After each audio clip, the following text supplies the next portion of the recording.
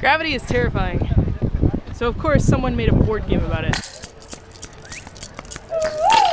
This is the cheapest treadmill ever.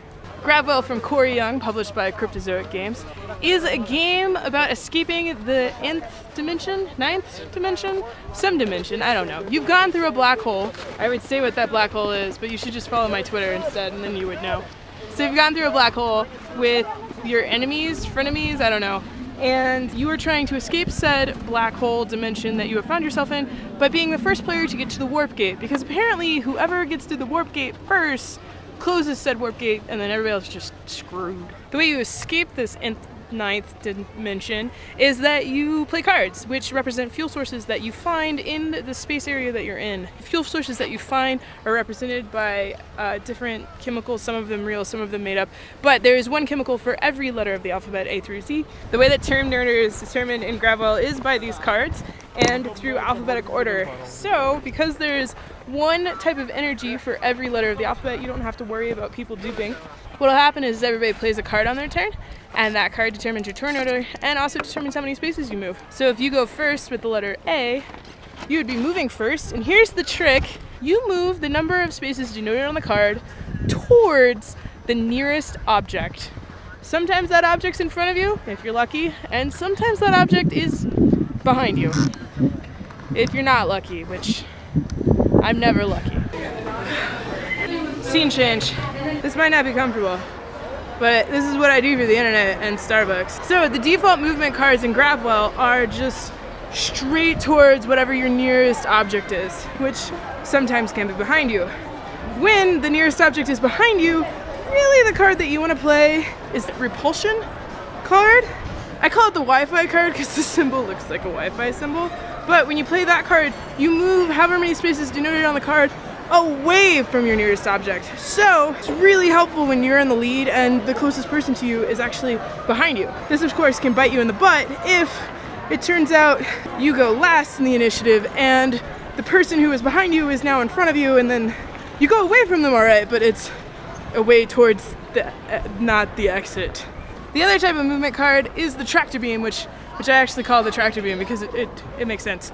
And I can remember tractor beam because Star Trek! The tractor beam moves all of the objects on the board towards you, however many spaces denoted on the card. So what this means is the person that was behind you, if you move them 3 towards you, they will probably end up passing you, with any luck, and then they're in front of you, which is good, because then you can use them to slingshot around.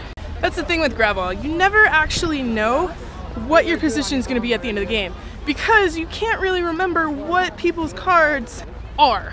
So those are the move cards in Gravwell. The really interesting thing about this game is you never know what you're going to be doing on your turn. Because the drafting mechanism, one card is always face down, you don't know what you get when you draft.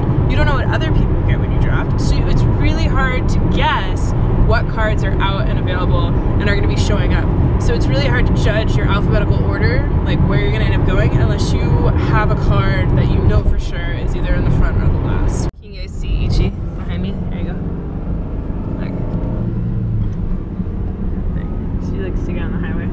This is my favorite part of this drive because it's just, if you leave while the sun is setting, you just get this beautiful silhouette. But Gravwell, let's finish this review, Tiffany. Focus.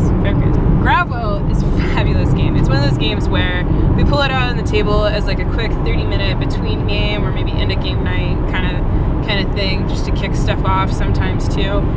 But it's a great game. Every time I pull it out, I explain it to people and they're like, oh yeah, no, this is easy. And then we start playing and like 2 or 3 rounds in, everybody's just sitting there going, oh, how, I thought this was gonna be easy, but this isn't easy. Like it's easy, but it's not easy. And it's